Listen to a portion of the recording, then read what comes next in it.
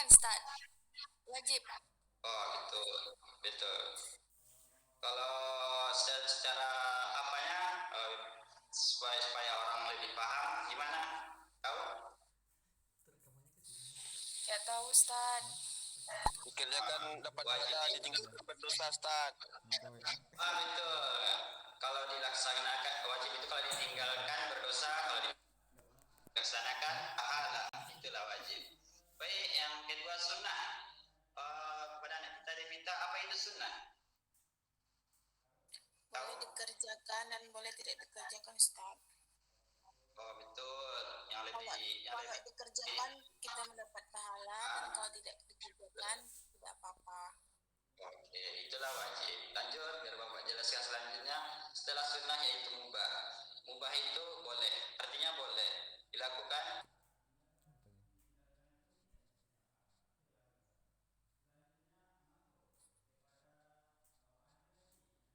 Anak kita, Agil silakan, apa itu makruh? Tahu? Makruh Ustaz. Makruh itu dilakukan boleh nggak dapat pahala, walaupun nggak dapat dosa. Ustaz lebih tahu, Ustaz. Nggak dapat apa-apa sama netral ya, Ustaz, netral. Oh netral ya. Kalau makruh itu begini Ustaz, Bang Agil. Makruh itu kalau ditinggalkan berpahala, kalau dilaksanakan tidak mendapatkan dosa. Itu makruh. Contohnya memakan jengkol, sesuatu yang busuk. Iya. Kalau jengkol itu kalau kita nggak makan, insya Allah mendapatkan pahala. Lanjut haram. Haram semua anak-anak Bapak tahu haram? Tidak boleh dikerjakan, Ustaz. Oh, bagus, memang tahu semua. Oke, kita lanjut. Apa? Makruh? Ditinggalkan. Macam-macam hukum fikih. Adapun wal hidup seperti telah tidak berdosa. terus sebentar. Iya. Baik, Bapak masuk ke poin kedua yaitu perbedaan fikih dan syariah. Dilaksanakan tidak berdosa. Sebelum kita memasuki perbedaan fikih dan syariah, baiklah kita memahami pengertian dari syariah. Syariah berarti sumber air yang digunakan untuk minum. Dan pengertian lainnya, namun dalam perkembangan kata ini lebih sering digunakan untuk jalan yang lurus, itu syariat. Thariqah mustaqimah, yakni agama yang benar, itu syariah. Mohon maaf Bapak ganggu karena hari pertama.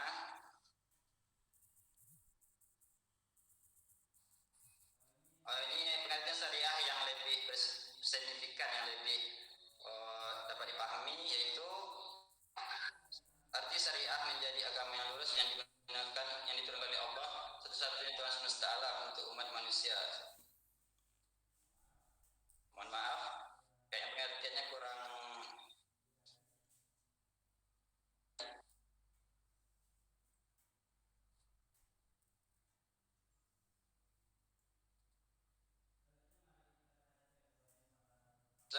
Pakar fikih menjelaskan terminologis, yaitu terminologis yang satu, As-Syaitibi menjelaskan bahwa syariah sama dengan agama. Syariah itu agama.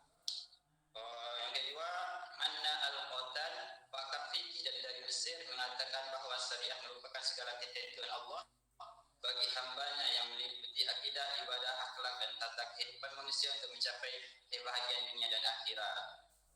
Yang ketiga, Fadi ad-Duraini menyatakan bahwa syariah adalah segala yang diturunkan oleh Allah kepada Nabi Muhammad, baik yang ada dalam Al-Quran maupun Sunnah al-Sahihah, di mana kedua tersebut dengan teks-teks suci atau an-nasaw maqadisah. Lanjut. Baiklah, Bapak akan menjelaskan perbedaan syariah dan fikih. Yang pertama, perbedaan syariah. Syariah bersumber dari Al-Quran, hadis, serta kesimpulan-kesimpulannya yang diambil dari keduanya. Sedangkan fikih bersumber dari para ulama dan ahli fikih, tetapi tetap berujuk pada Quran dan hadis. Kalau fikih, ulama itu berujuk menengok apakah perbuatan itu baik atau tidak. Tapi masih masih tetap tidak keluar dari hukum Al-Quran dan hadis. Itulah perbedaan fikih yang tadi. Yang kedua, kalau syariah hukumnya bersifat qat'i, pasti. Sedangkan hukum fikih bersifat zanni, dugaan, belum pasti. Selanjutnya, hukum syariah hanya satu universal, tetapi harus ditaati oleh semua umat. Universal, tetapi harus ditaati oleh semua umat.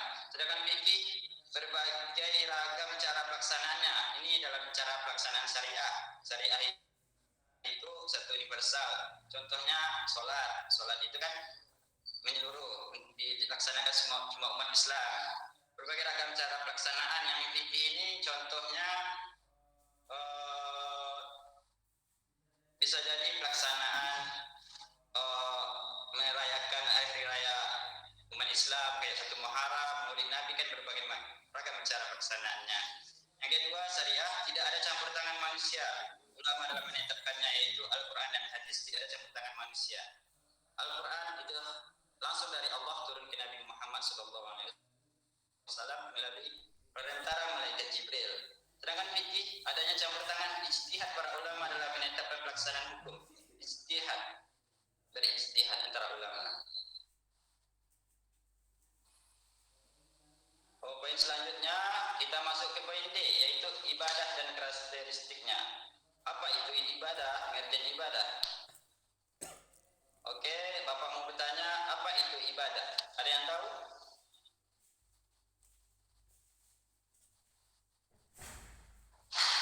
Oke, nggak ada yang tahu ya? Definisi ibadah sebagai ya. Kewajiban sebagai umat Islam yang harus kita lakukan, contohnya seperti Oh ya, sholat, betul. puasa, Betul, itu ibadah. bayar zakat. Ya, betul, semua yang rukun Islam. Oke. Baiklah Bapak menjelaskan secara rinci apa itu ibadah. Ibadah ada 4 makna. Yang pertama yaitu taat, yang kedua tunduk, yang ketiga hina, dan yang keempat pengabdian. Jadi ibadah itu menurut pakar merupakan bentuk ketaatan, ketundukan dan pengabdian kepada Allah. Itulah taat. Betul, menurut Devita tadi yaitu sholat, zakat, semuanya adalah ibadah. Jangankan itu, menurut ketaatan itu kita bekerja pun masih dibilang ibadah, mendapatkan pahala. Karena ridho dari Allah. Bekerja yang halal, tidak yang haram, yang tidak korupsi, tidak menipu, itu merupakan sebuah ibadah. Apa dari ini?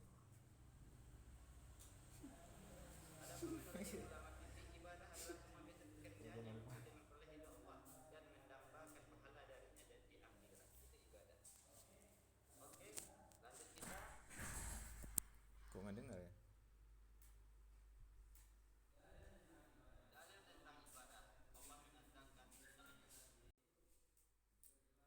Hidup kita itu dalilnya wa ma khalaqtul jinni wal insa illa liya'budun. Dan aku tidak ciptakan jin dan manusia selain supaya mereka mengabdikan diri kepadaku. Illa liya'budun, beribadah kepadaku, itu kata Allah. Di sini ada macam-macam ibadah. Yang pertama itu ibadah mahdhah, adalah ibadah yang khusus berbentuk praktek atau perbuatan yang menghubungkan antara hamba dan Allah. Ibadah mahdhah.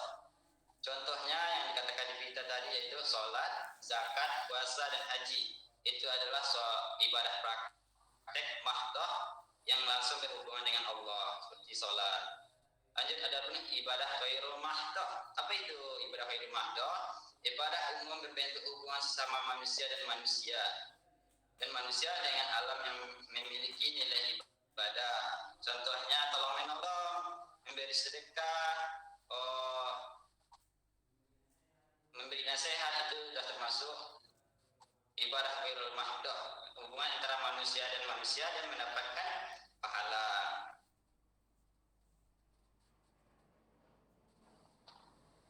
Oke, lanjut. Ibadah dari segi pelaksanaan dapat dibagi dalam 3 bentuk, yaitu ibadah jasmani, jasmani, rohaniyah, yaitu perpaduan ibadah antara jasmani dan puasa. Itu rohani dan jasmani. Kita jasmaninya yaitu menahan lapar dan haus. Rohaninya kita mendapat bisa mengontrol nafsu, menjaga mata, itulah rohaninya. Menjaga hati. Lanjut, ibadah rohaniyah dan maliyah yaitu perpaduan ibadah rohaniyah dan harta seperti zakat itu. Ibadah rohaniyah dan maliyah. Maksud di ibadah rohaniyah dan maliyah ini, ketika kita mengeluarkan zakat, batin kita akan bersih, diri kita akan bersih, perasaan kita akan bersih, karena zakat tersebut dapat membersihkan diri, dapat membersihkan dosa kita. Itu maksudnya. Yang kecil ibadah jasmani, rohaniyah dan maliyah, yakni ibadah yang menyatukan ketiga contoh tersebut. Sepertinya contohnya ibadah haji itu. Baik, sebelum Bapak melanjutkan kepada anak-anak Bapak, kalau ada yang mau kurang paham boleh ditanyakan, dipersilakan kepada anak-anak Bapak. Ada yang mau bertanya? Biasanya tanda diam adalah tandanya ingin. Gimana, nggak ada yang ditanyakan? Pakai semua. Bagus lagi. Kayak orang Arab. Ya, Devita, ada yang kurang paham? Tidak ya? Oke. Terakhir nih, tujuan ibadah dalam Islam. Yang ibadah yang kita lakukan itu tidak cuma ada tujuannya, ada manfaatnya. Tujuan ibadah adalah untuk membersihkan, mensucikan jiwa dengan mengenal dan mendekatkan diri kepada Allah, serta mengharapkan ridho dari Allah. Kan tujuan kita hidup dunia ini hanya satu, yaitu mengharapkan ridho kepada Allah, mengharapkan cintanya Allah. Jika Allah sudah cinta, apapun yang kita kehendaki, apapun yang kita inginkan pasti diberikan oleh Allah. Lanjut. Buat hari ketiga bersama Mas Sokwan. Serta mengharapkan ridho Allah dari Allah, sehingga ibadah di samping untuk kepentingan yang bersifat ukhrawi juga untuk kepentingan dan kebaikan bagi diri sendiri, keluarga serta masyarakat yang bersifat duniawi. Ibadah tidak hanya untuk akhirat, dunia juga terselamatkan. Itulah manfaat dari ibadah. Baiklah, itu materi Bapak kayaknya sudah habis, tidak ada lagi. Sudah Bapak share ke atas, tidak ada yang mau dibahas lagi. Baiklah, anak Bapak semua ada paham? Elva, ada yang mau ditanyakan? Sama aja gitu lah. Enggak ada. Oke. Enggak ada. Adapun pesan dari Bapak yang terakhir sebelum kita tutup, pesannya cuma satu, yaitu selalulah bersyukur. Sesungguhnya Madi Teguh. dengan bersyukur kita akan selalu tenang, tidak akan ada kekurangan. Jika kita tidak bersyukur, semuanya akan rasa kekurangan. Walaupun mendapatkan uang yang banyak, kita akan selalu kurang. Dapatkan uang 1 juta mau 2 juta, dapat 2 juta mau 3 juta, dapat mobil 1 mau mobil 2, dapat istri 1 tak mau 2 lagi. Allah. Sekian materi dari Bapak. Kalau ada salah dan kurang, mohon maaf. Bapak akhiri dengan Assalamualaikum warahmatullahi wabarakatuh. Waalaikumsalam warahmatullahi wabarakatuh. Tema dia Waalaikumsalam apa? warahmatullahi wabarakatuh. Ibadah apa? Sunnah, wajib, haram. Dari ke bersyukur. Alhamdulillah semuanya ya. Dan yang jajan anak kan 3 rekaman ini bisa terdengar suara